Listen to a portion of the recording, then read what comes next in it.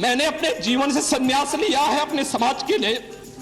मैंने अपने परिवार को छोड़ा है, मैंने अपने माँ बाप को छोड़ा है, लेकिन आज मुझे अपराधी बनाया जा रहा है महोदय।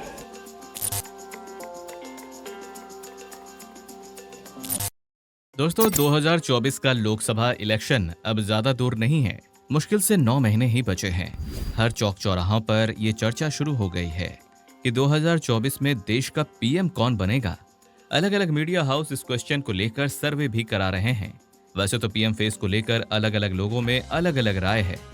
कोई 2024 में फिर से मोदी, तो कोई योगी, कोई केजरीवाल, कोई राहुल गांधी, तो कोई अमित शाह, नितिन गडकरी, ममता बनर्जी और नीतीश कुमार तक का नाम ले रहे हैं। वैसे इस क्वेश्चन का एग्जैक्ट आंसर तो 2024 के इलेक्शन रिजल्ट के बाद ही पता चलेगा, लेकिन इस सर्वे में एक कॉमन बात यह है कि मोदी के बाद दूसरा सबसे बड़ा नाम योगी आदित्यनाथ का आ रहा है।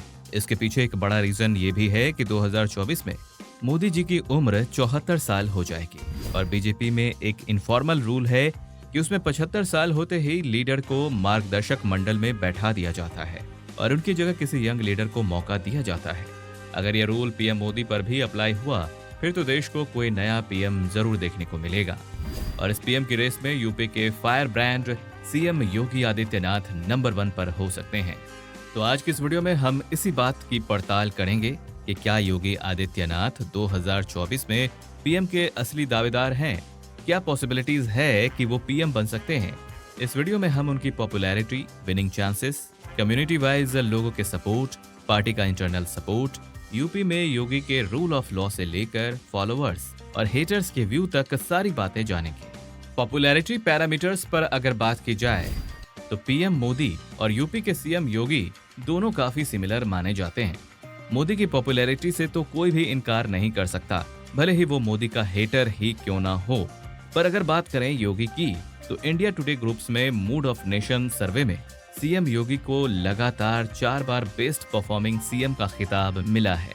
इसी सर्वे में जब पीएम को लेकर सवाल पूछा गया तो लोगों ने मोदी के बाद योगी को सेकेंड मोस्ट प्रेफर्ड पीएम के लिए वोट किया। ये तो हुई सर्वे की बात। इसके अलावा अगर बात करें मोदी और योगी के भाषणों की, तो ये दोनों नेता अपने भाषणों के द्वारा लोगों से डायरेक्ट कनेक्ट बनाने की कोशिश करते हैं और अपने अनोखे अंदाज से अपने समर्थकों का दिल जीतते रहते हैं।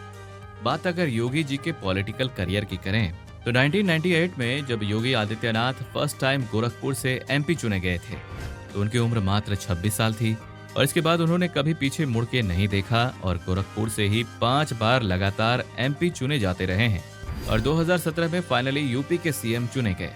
वैसे 2017 का यूपी विधानसभा इलेक्शन में मोदी के फेस पर बीजेपी ने चुनाव लड़ा था और इसमें अमित शाह की स्ट्रॉन्ग इलेक्शन कैंपेन मैनेजमेंट का भी बड़ा रोल था। इस इलेक्शन में बीजेपी ने समाजवादी पार्टी और कांग्रेस के अलायंस और उनके मुस्लिम वोट पोलराइजेशन के खिलाफ एक अग्रेसिव हिंदुत्व का एजेंडा खड़ा कर रिवर्स पोलराइजेशन क्रिएट कर स्टेट असेंबली में 300 से भी ज्यादा सीट्स जीत डाली। लेकिन ये फाइनल नहीं हो पा रहा था कि यूपी का सीएम कौन होगा। इस रेस में राजनाथ सिंह, मनोज सिन्हा, केशव प्रसाद मौर्य और संतोष गंगवार जैसे लीडर्स शामिल थे। लेकिन इन सारे दिग्गजों के बीच बाजी मारी योगी आदित्यनाथ ने। फिर क्या था, 2017 में सीएम बनने के बाद योगी आदित्यनाथ मोदी की तरह ही पॉपुलर होते चले गए और 2022 में जब यूपी के इलेक्शन हुए तो इस बार उन्हें मोदी के नाम की उतनी जरूरत भी नहीं पड़ी और 2022 यूपी चुनाव के पोस्टर बॉय खुद योगी ही थे। पर ऐसा क्या है कि लोगों के बीच योगी इतने पॉपुलर होते चले जा रहे हैं? आइए जानते हैं कि योगी के काम करने की स्टाइल क्या है। 1970 के आसपास से ही उत्तर प्रदेश माफियाओं का गढ़ बनने लगा। यहाँ किडनैपिंग, जमीन माफियाओं के राज, एक्सटॉर्शन और गैंग वॉर्स बिल्कुल आम बात बन गई थी। इसका सबसे बड़ा रीजन ये था कि यहाँ के कई पॉलिटिशियन खुद ही इन क्राइम में इन्वॉल्व रहते थे और पुलिस इन्हीं पॉलिटिशियन के प्रेशर में रहती थी। इन क्रिमिनल्स के डर से कोई भी बिजनेसमैन यूपी में इन्वेस्ट करना नहीं चाहता था, जिससे यूपी हमेशा से इंफ्रास्ट्रक्चर डेवलपमेंट में पीछे रह गया और यूपी को गरीब और बीमारू स्टेट कहा जाने लगा। लेकिन योगी सरकार के आने के बाद इनमें काफी चेंजेस देखने को मिलते हैं। बीते कुछ सालों में यूपी के ऑर्गेनाइज्ड क्राइम में जहां कमी आई है तो वहीं इंफ्रास्ट्रक्चर में भी सुधार देखने को मिले हैं। कई सारी कंपनियों ने तेजी से यूपी में इन्वेस्ट करने भी शुरू किए हैं। और ये सब पॉसिबल कैसे हुआ? 2017 में जैसे ही योगी सीएम की कुर्सी पर बैठे, उन्होंने क्रिमिनल्स के अगेंस्ट जीरो टॉलरेंस पॉलिसी अपनाई। योगी बाबा के बुलडोजर के चर्चे तो अब घर घर में हैं।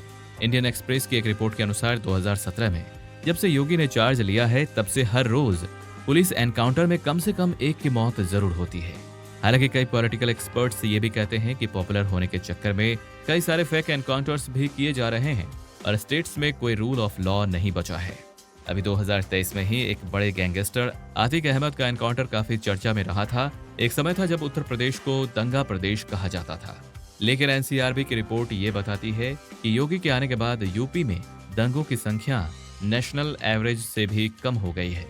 और ये बात इसलिए भी काफी इंपॉर्टेंट हो जाती है क्योंकि बीते कुछ सालों में यूपी में बाबरी मस्जिद, राम मंदिर और ज्ञान व्यापी मस्जिद जैसे सेंसिटिव मुद्दे लगातार चर्चा में रहे हैं, जहां धर्म के नाम पर दंगे होने के काफी ज्यादा चांसेस थे, लेकिन योगी गवर्नमेंट ने इनको काफी अच्छे से मैनेज किया।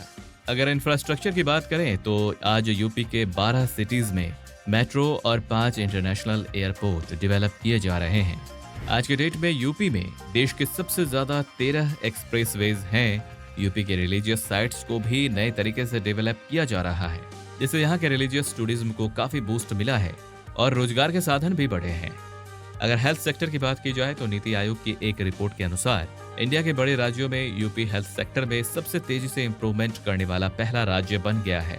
इसी साल फरवरी 2023 में यूपी के ग्लोबल इन्वेस्टर्स समिट हुआ, जिसमें यूपी को 33 लाख करोड़ से भी ज्यादा के इन्वेस्टमेंट प्रपोजल मिले थे, जिससे फ्यूचर में करीब 92 लाख लोगों को रोजगार मिलने की उम्मीद है।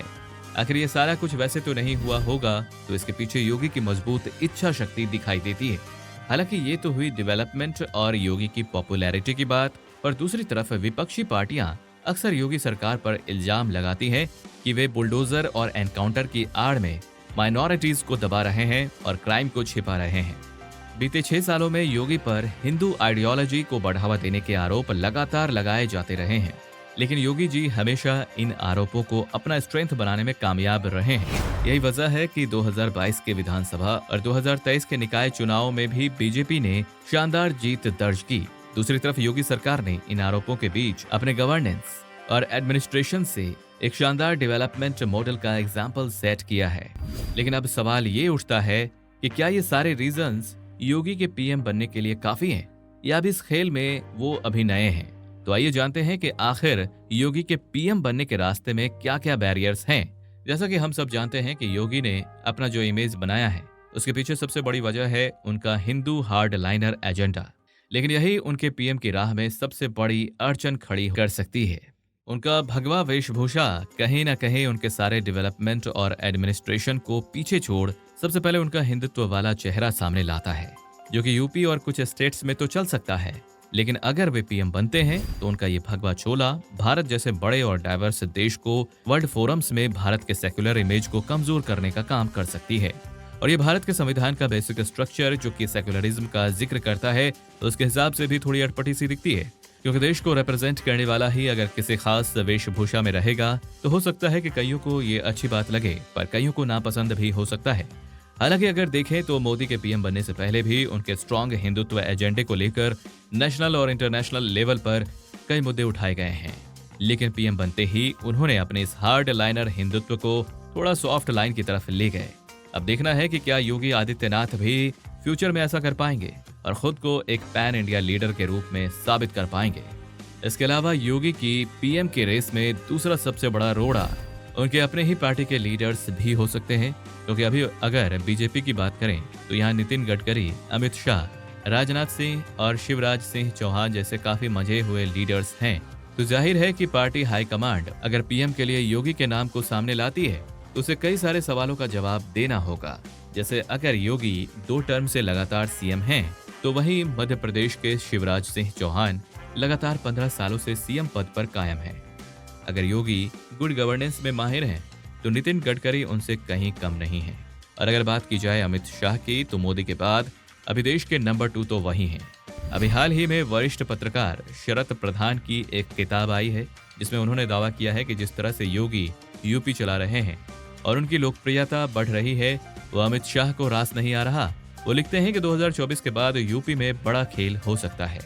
खैर, ये तो देखने वाली बात होगी कि योगी इन सारे ऑब्स्टेकल्स का सामना कैसे करते हैं। वैसे कहते हैं ना कि हर सिक्के के दो पहलू होते हैं। जहां हर तरफ योगी की हार्ड हिंदुत्व उनके पीएम बनने में रोड़ा हो सकती है, वहीं ये भी हो सकता है कि ये उनके लिए राम बाण का काम करे। क्योंकि अगर हम पिछले 10 सालों की इंडियन पॉलिटिक्स को समझें तो धर्म सबसे बड़ा मुद्दा बनकर सामने आया है। एक समय था जब भ्रष्टाचार और रोजगार पर बातें ज्यादा होती थी, लेकिन हाल ही के कुछ वर्षों में कुछ पॉलिटिशियन ने धर्म के झंडे को हाथ में लेकर लोगों का दिल जीता है, चाहे वो योगी हो या ओवैसी। दूसरी तरफ बीजेपी ने बीते सरकारों में होने वाले परिवारवाद के मुद्दे को भी जोर शोर से उठाया है और देखा जाए तो योगी इस परिवारवाद से भी काफी दूर नजर आए हैं। इसके अलावा नेशन फर्स्ट, अखंड भारत और देशभक्ति जैसे मुद्दों को भी योगी लगातार जोर शोर से अपने भाषणों में उठाते रहे हैं, जिससे उनकी लोकप्रियता खूब बढ़ी है। और आने वाले 2024 लोकसभा चुनाव में अगर वो हिंदू वोट का ध्रुवीकरण करने में कामयाब रहते हैं तो वो खुद को मोदी के परफेक्ट सक्सेसर के रूप में पेश कर सकते हैं। तो दोस्तों, आपको क्या लगता है, क्या 2024 की राह योगी के लिए आसान है या भी इसके इम्तिहान और भी हैं? कमेंट्स में जरूर बताएं और ये भी बताएं कि आपकी नजर में बेस्ट पीएम कैंडिडेट कौन कौन है। इसके अलावा आप किसी और पर्सनालिटी पर ऐसे ही डिटेल्ड वीडियो चाहते हैं तो उसे भी जरूर कमेंट्स में लिखें और चैनल को सब्सक्राइब करना बिल्कुल ना भूलें। मिलते हैं ऐसे ही किसी और वीडियो में, तब तक के लिए अपना और अपनों का खूब ख्याल रखें।